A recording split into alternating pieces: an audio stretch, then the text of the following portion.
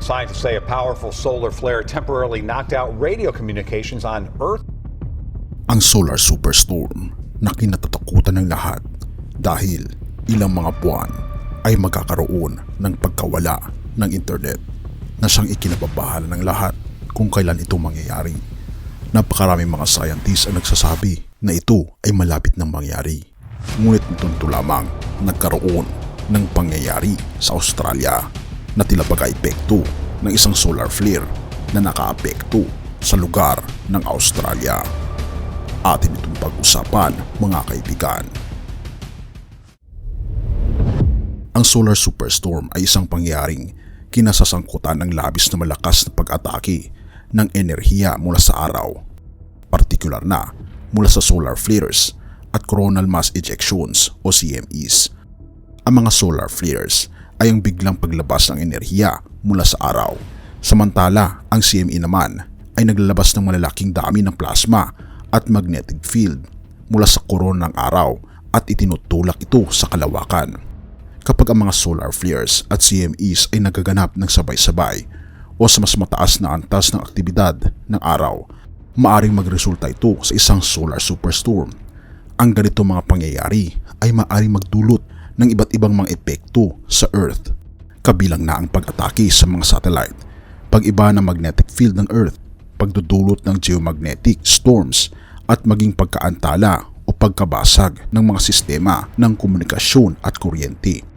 Ang isang kilalang halimbawa ng epekto ng solar superstorm ay ang Carrington event noong 1859 kung saan ang isang malupit na solar flare at CME ay nagdulot ng malawakang geomagnetic storm. Ito ay nagresulta sa mga makikinang na aksidente tulad ng pag-atake sa mga telegraph lines. Sa kasalukuyan, ang mga scientifico at mga ahensyang panteknolohiya ay patuloy na naghahanda para sa posibleng epekto ng mas mabagsik na solar superstorm sa modernong teknolohiya, kabilang na ang mga satellites at sistema ng kuryente. Ngunit ito lamang, pagpasok ng Pebrero, nagdulot ng pansamantalang pagkaantala sa mga signal ng radyo. Sa Australia, ang isang solar flare, isang matindi at malakas na pangyayari sa araw ng Pebrero 6, na ang isang sunspot ay naglabas ng makapangyarihang solar explosion na may uri ng M4 class ayon sa ulat ng IndiaToday.in. Ang pangyayaring ito ay nagpadala ng mainit na plasma sa pamamagitan ng atmosphere ng araw na umabot sa bilis na higit sa 1,440,000 kilometers bawat oras na nagresulta sa pagbuo ng isang coronal mass ejection o CME.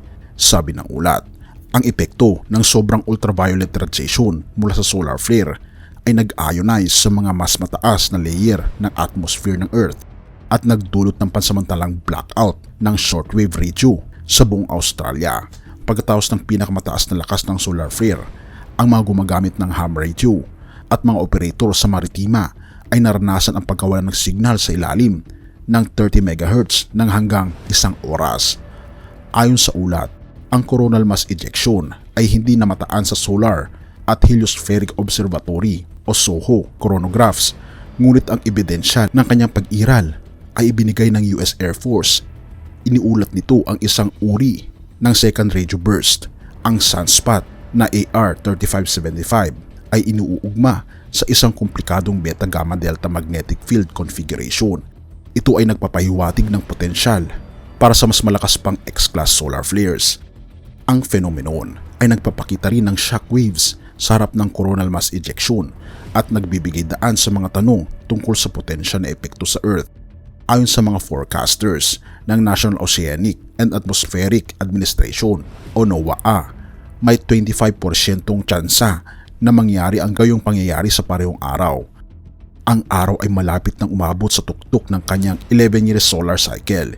Inaasahan ang maximum sunspot activity sa taong 2025. Noong Disyembre 2023, isang teleskopyo ng NASA ay nakapag-record ng pinakamalaking solar flare sa mga taon, pansamantalang nangyaring nagdulot ng pagkaantala sa komunikasyon sa radyo sa planet Earth.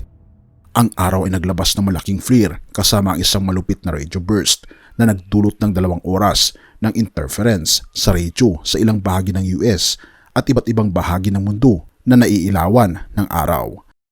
Ayon sa mga scientifico sa NOAA, Ito ang pinakamalaking flare mula noong 2017 at ang radio burst ay malawak na apektado pati ang mas mataas na frequencies.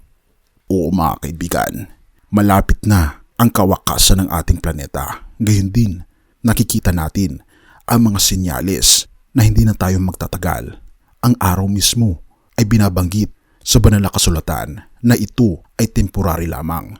Mateo 24 verse 29. Pagkatapos ng kapigatian sa mga panahong iyon, magdidilim ang araw, hindi magliliwanag ang buwan, malalaglag mula sa langit ang mga bituin, at mayayanig ang mga kapangyarihan sa kalawakan.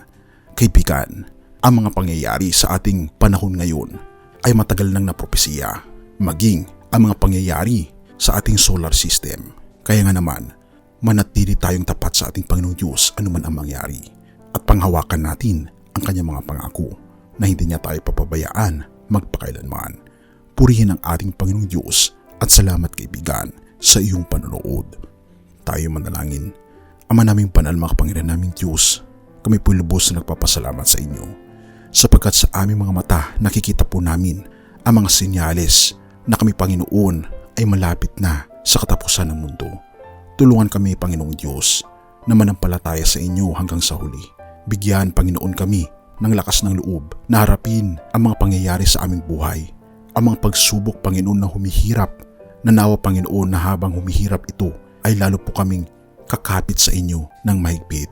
Ngunit Panginoon, hindi po namin kayang kumapit kung hindi po kayo mismo ang kakapit sa amin, upang sa ganoon ay hindi po kami malalaglag. Salamat o Panginoong Diyos sa iyo pong pag-ibig sa bawat isa. Pagpalain ng bawat isa. Pagpalain ang nakikinig ng content na ito. Patawarin po kami sa lahat ng aming pagkukulang at pagkakasala, sapagkat ito'y aming samot hiling sa matamis na pangalan ng aming Panginoon Hesus. Amen.